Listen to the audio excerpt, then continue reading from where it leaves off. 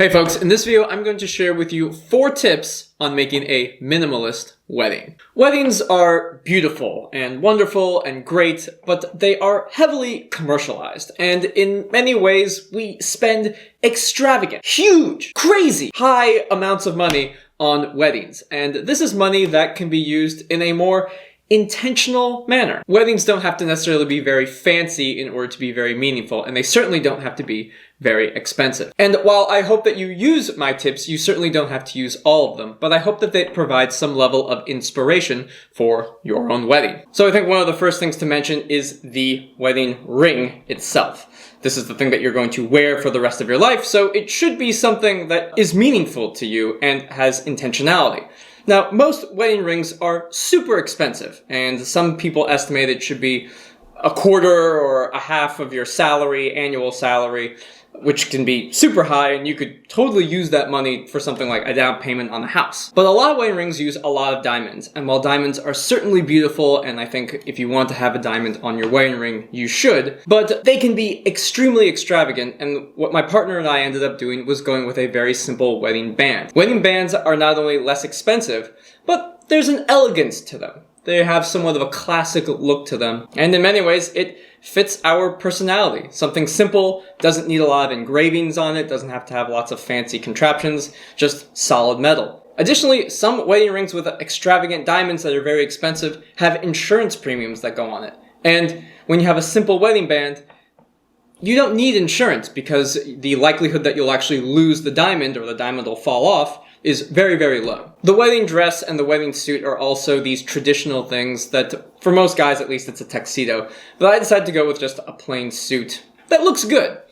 Similarly, my partner went with a very nice, elegant dress, but not your typical long white wedding dress. We didn't want to go super fancy, but also we wanted more utility. I can use the suit for future dressed up occasions, or even just a job interview. The dress looks very nice at any kinds of high-end gatherings, but you can't exactly bring a wedding dress to an interview or a party or anything like that. You can only really use it for a wedding, and it would be your wedding. Not even anyone else's wedding. That would be kind of strange. So when it comes to the suit and the dress, we thought about the idea of utility. We're not just using something one time and then throwing it away, but we can use this thing multiple times for multiple occasions. Now, when it comes to the venue, a lot of people will look for these really, really nice places, and some of these places are super expensive. But you know a place that's not expensive? A detention facility. That's right.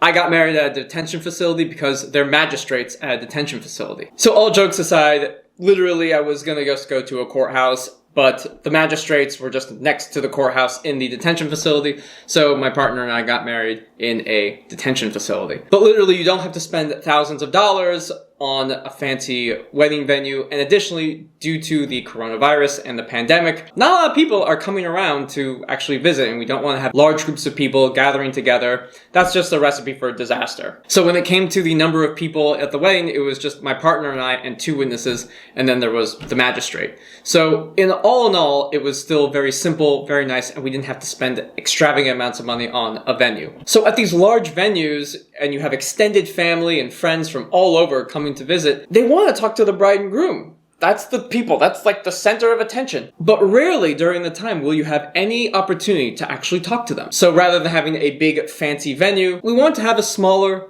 more intimate kind of discussion, dinner table type of celebration with our friends and family in different areas. This will also be a lot less work for them. We'll do the traveling. We'll go to them when it's safe to travel.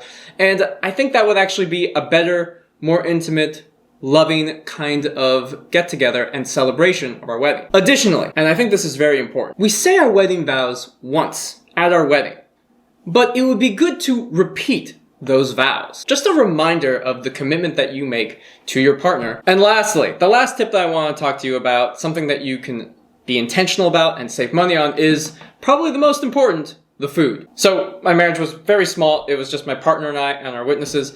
And my partner and I were actually the only people who just got together and ate food. We didn't have to spend fortune on catering or a fancy wedding cake. I mean, God forbid we have to get a wedding cake. Hello? Hi, yeah, I'd like to order a cake. Cake, oh, okay, all right, no, that sounds good, Yeah, like a little, like, cheesecake, something like that. Okay, all right, cheesecake, we got cheesecake, we can do that. It'll be about $30. $30, okay, sounds good. So, what kind of event do you have going on? Actually, yeah, it's for a wedding. Oh, a wedding, did I say $30?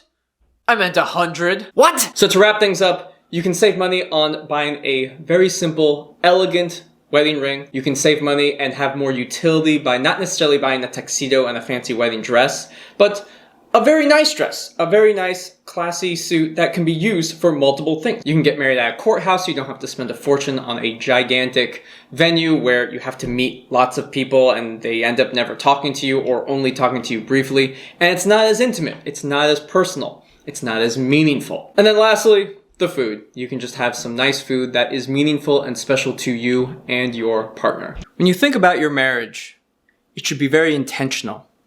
You should think about what is the meaning of marriage. To me, the meaning of marriage is not about spending a tremendous amount of money excessively for just a one-day celebration. I think it's better to have a more deeper, intimate type of relationship with your friends, with your family, in a way of celebrating. And perhaps even celebrating more often. It doesn't just have to be one day. You can renew your vows multiple times with multiple groups of people. My view on marriage, the meaning of marriage, is that it's to strengthen the community. And conversely, communities help the marriage. The marriage, it's a two-way streak. It works both ways. Marriages both help the community and the community helps the marriage. A lot of people say that marriages are hard. But I prefer that marriages should be intentional. That decisions that a couple makes should be intentional in nature. And there will be challenges, there will always be challenges, but that the decisions that you make as a married couple are intentional.